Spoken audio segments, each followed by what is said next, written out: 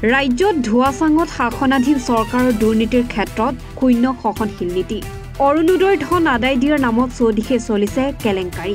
যিটো সময়ত অসম চৰকাৰে দুৰ্নীতিৰ ক্ষেত্ৰত অধিক কঠোৰ হোৱা বুলি দাবী কৰিছে, তেনে সময়ত দেখা গৈছে এটাৰ পিছত আন এটা দুৰ্নীতিৰ অভিযোগ। সম্প্ৰতি ৰাজ্যত অৰুণোদয় আঁচনিৰ হিতাধিকাৰী তালিকাৰ প্ৰকাশৰ পিছতে ভিন্ন ঠাইত এটাই অভিযোগ উত্থাপন হৈছে। অৰুণোদয় নাপালে প্ৰকৃত পাবলগীয়াই, তাৰ বিপৰীতে পালে গাড়ী মটৰ ভাল ঘৰ থকাই।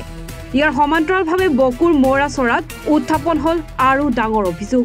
বিজেপিৰ মৌৰাচৰা গাঁৱৰ বুথ সভাপতি পূৰ্য বড়োৱে এগৰাকী মহিলাৰ শ্লীলতা হানি কৰিবলৈ দিলেহে অৰুণোদয় ধন পাব বুলি ভাবুকি দিয়ে।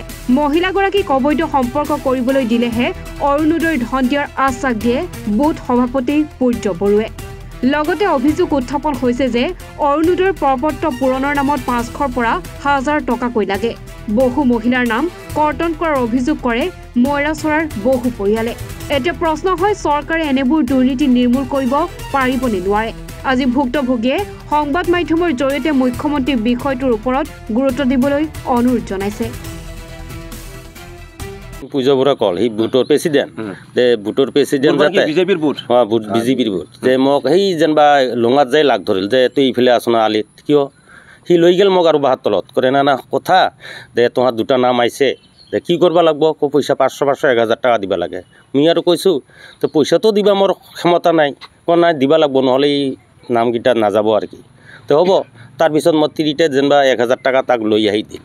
তো দিয়াৰ পিছত সি একদিন আৰু মোক কয় যে এই কাগজমা অৰুণোদয় আহিল, অহাৰ পিছত মোক কয় ৰহিম এইবাৰ 2000 টাকা দিব লাগিব। কিয়? এই 500 টাকাত কাম নহ'ল 2000 দিব লাগিব। তো মই 2000 টাকা দিব নোৱাৰিম ভাই, মইতো অৰুণোদয়ও নালাগে আৰু কি। তো সি কৰি যেনিবা মোক সি চাৰি হ'ল। এতিয়া আপুনি অৰুণোদয় নাপায়? নাই, অৰুণোদয় পোৱা নাই। এইবাৰ আহিছে নামটা দিছে, দিলেও কি হ'ব, পইচা ল'ল আগত। আপোনাৰ কন্যাৰ নাম বুলবুলি। কিবা সমস্যা হৈছে? মোৰ অৰুণোদয়ৰ সমস্যা একো নাই, গতিকে মই এইখন গাঁৱৰে মই একজন বাসিন্দা হয়।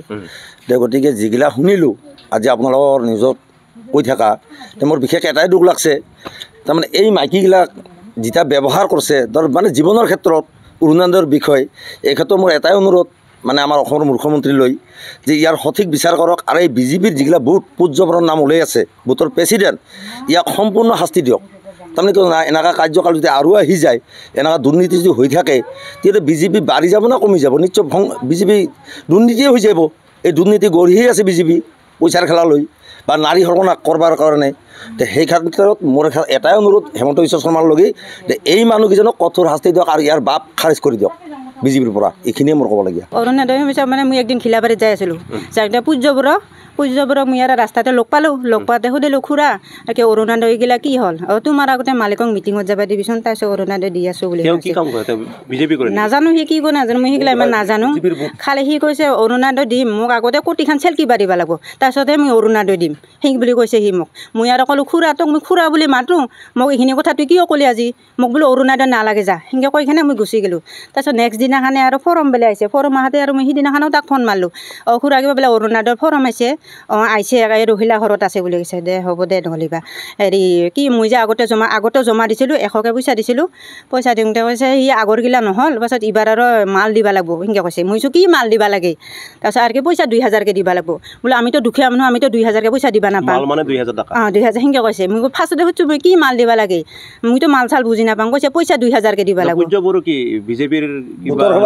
সভাপতি সেই কৈছে। মই আমাৰ বুলি মই আৰু কৈছোঁ আমাৰ পইচা হৈছে নে, আমাক অৰুণোদয় নালাগে আৰু আমি 2000 টকা দিব নাপাওঁ। তাৰপিছত সেনেকৈ কৈ কিনে মই কাটি দিছোঁ। তাৰপিছত মই পানী আনবা যাওঁতে ৰাস্তাৰ লগ পাই কৈছে তই কিয় সেইগিলা জমা দিয়া নাই? 2000 টকা খুজিছে, আমি ক'ৰ পেৰে দিম? আমি সদায় চাউল কিনি খোৱা মানুহ, আমিতো 2000 টকা দিব নাপাম নহয়। বোলো মোক অৰুণোদয় নালাগে যা, দিবি। তাৰপিছত সিবাৰ আমাৰ মালিকে ক'ল যা, যি হৈছে নামটো আহিছে, অৰুণোদয় কাগজখিনি দি আহি যা। তাৰপিছত ৰহিলা ঘৰত দিব যাওঁতে তাৰপিছত বলেন, তাৰ গিৰাকৰ নাম বলেন, সি ফেৰি ক'ব লাগছে আজি ৰহিলাক চিনি পাইছা? ইমান দিনে ৰহিলাক চিনি পোৱা নাছিলি, আজি ৰহিলাক চিনি পাইছা, পইচা দিব লাগিব 3000কে। বোলো 3000 1 টাকাও নিদিওঁ। সি কৈছে তাৰপিছত ক'ব লাগছে হেৰি 3000 বুলি কৈছে পইচা। মোক যদি 3000 দিব নাপাওঁ, মই কৈছোঁ তোৰ বাপে ঘৰৰ পৰাতো পইচা নেদা, চৰকাৰেহে দিব পইচা, তোমাৰতো ঘৰৰ পইচা নেদা নহয়। মই সেইখিনি কৈয়ে তাহাৰ ঘৰৰ ভিতৰত সোমাইছোঁ, ঘৰৰ ভিতৰত কায়ো মাতা নাই, কিছু কোৱা নাই। তাৰপিছত যাইখিনি তাৰপিছতে বহিলোঁ, বহাৰ পিছতে কৈছে আন্তৰ ফৰ্মখন দিচোন দি লিখোঁ, নাম আহিছে নে দেখোঁ কাঠত।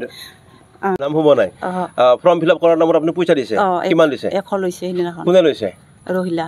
ৰহিলা ৰহিলা কি কৰে তেওঁ কি কাম কৰে কিবা বিজেপিৰ লিডাৰ বকুৰ পৰা বিক্ৰম দাসৰ ৰিপৰ্ট এনি ভাৰত 24